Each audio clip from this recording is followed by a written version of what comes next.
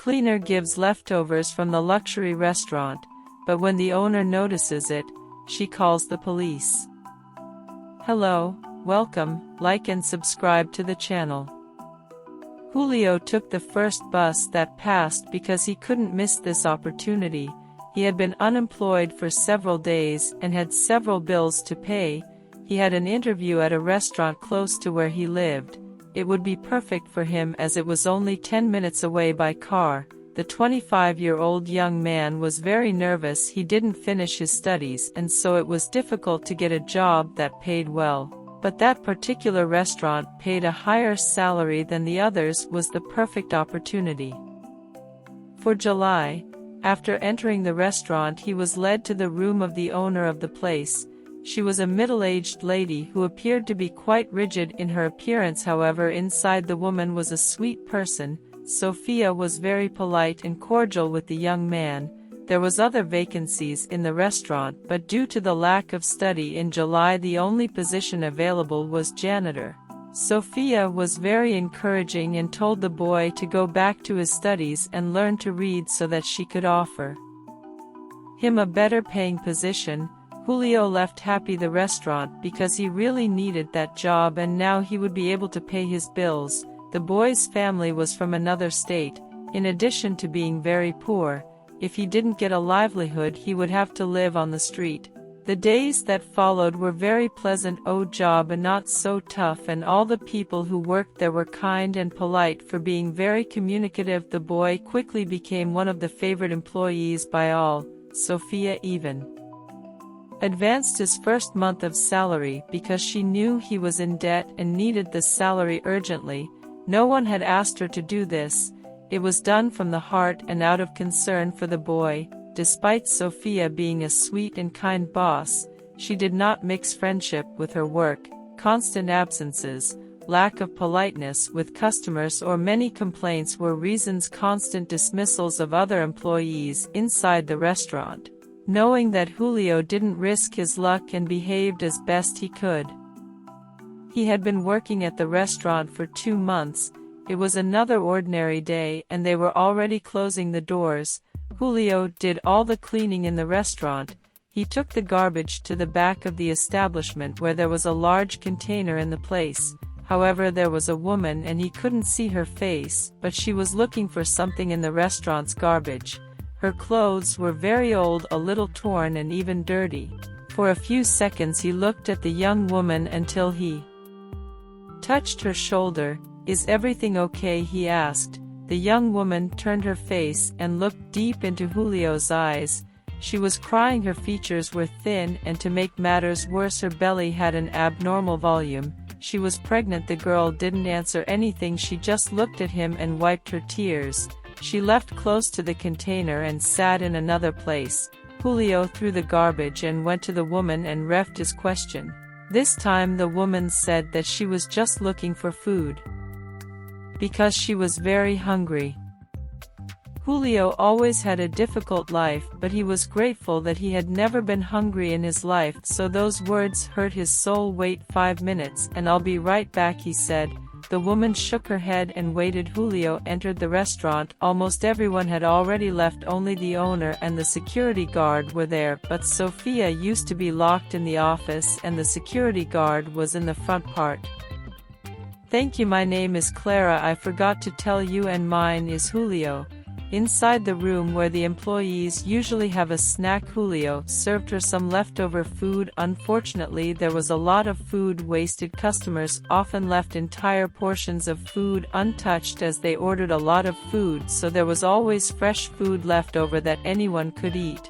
Clara ate a lot. You could see the joy in her eyes. It looked like she hadn't eaten in days. Julio put more food in some bags and gave it to Clara to take away. The woman thanked him and said that he was an angel and that there was no way to repay him. He smiled and said that she just didn't say that to anyone because she could be scolded by her boss and even lose her job. Clara thanked her again and said, "No, I wouldn't say that to anyone." The woman walked and turned the corner. Just a block later, she entered an old building. Then Julio lost sight of her. "I hope she gets well," thought the boy. Julio went home happy. He felt he did something good that day. But I was sad about Clara's situation.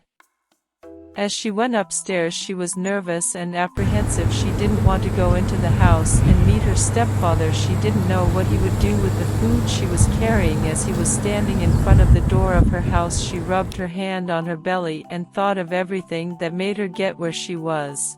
Clara was always raised by her mother Luisa, who did everything to not miss anything for the young girl, but after several wrong choices by her mother, Clara and her mother ended up living with her stepfather Leandro.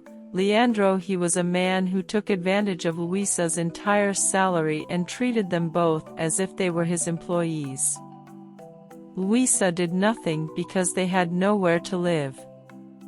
The apartment belonged to Leandro Street, and with that she got everything she wanted for years. Mother and daughter put up with it all, but Luisa was not as strong as her daughter.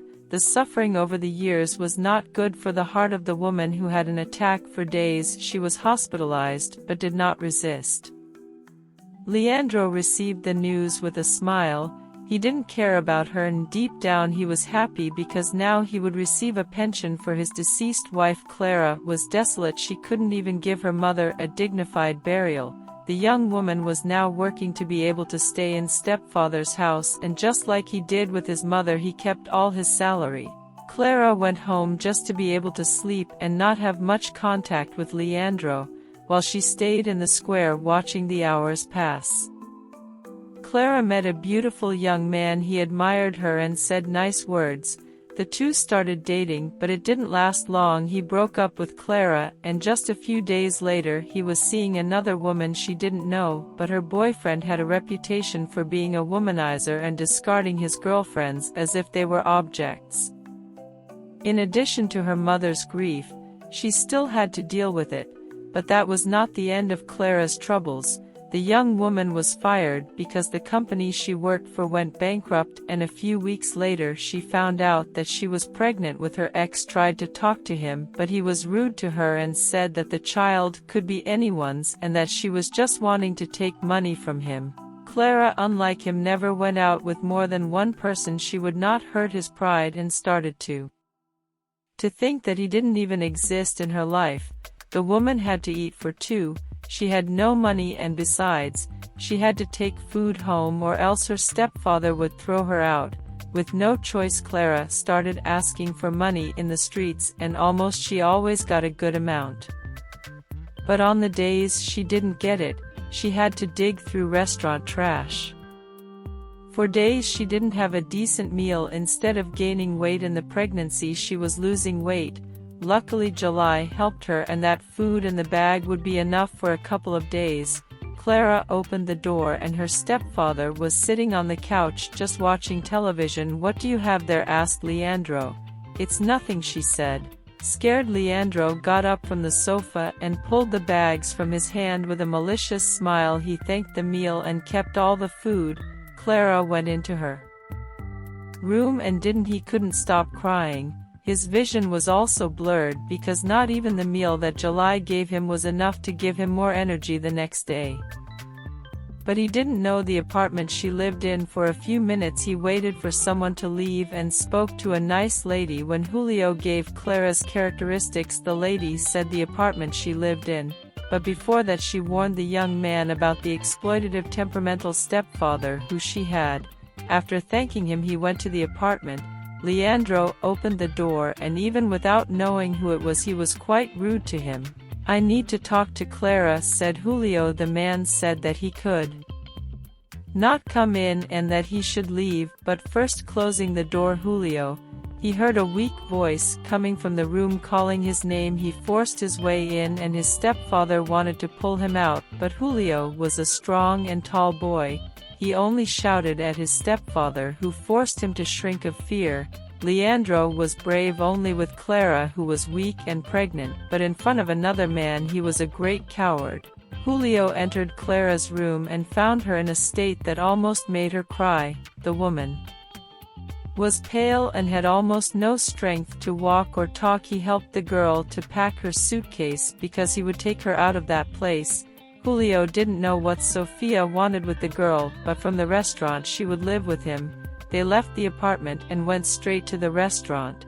Sofia was waiting for them at the entrance, and when she saw Clara she cried, but before saying anything she sent some of her employees to prepare something for her to eat, and they gave her water after. They went to Sofia's office. Julio was in the office and saw the whole scene of Sofia looking at Clara with her eyes in tears. Anna said, "My daughter, I thought I would never meet you again." Clara looked at her and was quite confused. "My name is not Anna, my name is Clara," said the girl. "Why are you doing this to me, Anna? I did something for you. I cried every day that you were missing." "I'm not your daughter," said Sofia. Julio realized that that confusing conversation wasn't leading anywhere, so he asked Sofia, "His daughter is missing?" "Yes, she disappeared for almost a year. She was having a relationship with a man I never tried, but one day their car was found on a deserted road. After that day neither he nor she were found. I said that that man was not a good choice, but she never listened to me." "You must have lost your memory, Anna," said Sofia. "I remember all my life. I already told you I'm not your daughter." "I'm sorry, but I'm not her. I have a mother. Her name is Luisa, but she already passed away," said Clara, with conviction. Sofia, when hearing the name Luisa, sat in the chair and said, "Impossible, she deceived me." Julio interceded and asked who she was talking about. Sofia took a deep breath and started talking. "My late husband and I had the dream of having children, but for years we tried and never succeeded. I was desperate and felt something was wrong. I went to the doctor and found out I could not have children. My ovaries were healthy, but my uterus would not be able to conceive a child. This broke my heart, but my husband said that we could adopt. However, I wanted to try everything possible. At the time we found a woman who qualified to be Barriga de Alugal. Her name was Luisa. We provided everything for her, from food and supplements necessary for a healthy pregnancy. The baby was 100% Sofia and her husband. Luisa was just borrowing the uterus." To Sofia's amazement, Luisa disappeared when they were going to do the first ultrasound.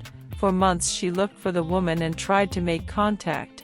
When Luisa appeared, she already had a baby in her arms. It was Anna. Despite the anger, Sofia and her husband had they paid the part of the agreement and never saw Luisa again. The couple was very happy with their daughter and didn't even care about anything else. Sofia looked at Clara and said then she had twins. Sofia took a photo of Anna and showed it to Clara and Julio. It was identical to Clara, so Sofia, her mother, said, "Julio, now I understand why her mother always seems to carry a weight on her back and try to give her the best life possible." When Luisa had the twins, she was enchanted by them, but would receive payment for only one, even though she knew it wasn't right. The woman stayed with Clara and gave Anna to the couple, not to mention that they had 2 girls. Sofia hugged Clara, who shyly hugged back. Julio smiled, knowing that now she would have someone who would be able to take care of her and give her everything she deserves. "But what about the other daughter?" asked Julio.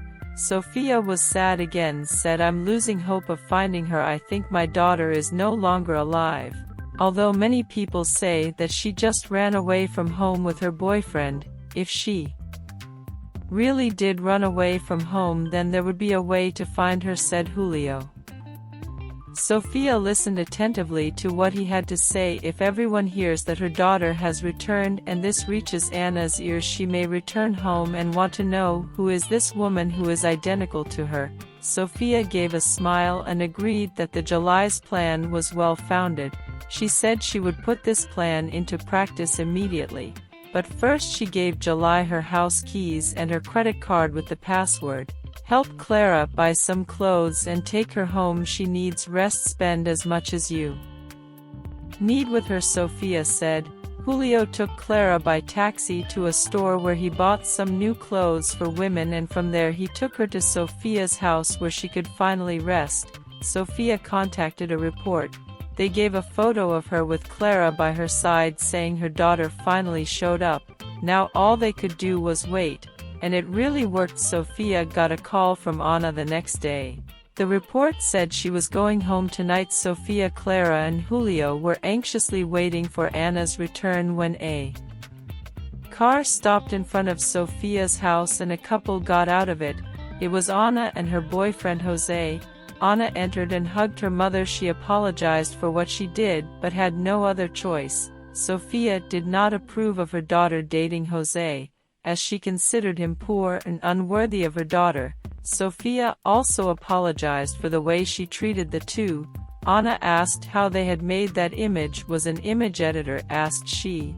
No, she is her sister, spoke her mother. Sofia explained everything to her daughter, who wanted to see Clara immediately. Clara left the room and was face to face with Anna. The two were really identical. They hugged and were alone talking. They talked about how their lives had been until now, and they felt that were finally complete. Time passed and Clara had a boy that Julio took as his. He registered the child as his. Clara and Julio were in love and would soon marry with Sofia's blessing. Anna and Jose also got married. The couple would also soon give birth to a beautiful baby. The twins were now inseparable and were buying clothes for their babies. In front of the store there was a beggar. It was Leandro, the ex-stepfather, because now there was no one to bring food or money home and he had to ask on the streets like Clara did. While the twins entered the store, he looked, and without knowing the story he saw two Claras. The man got up and left the place. I'm going crazy, he thought. After that day the twins never saw him again. Hope you liked the story. Like, comment and share. Thanks for watching.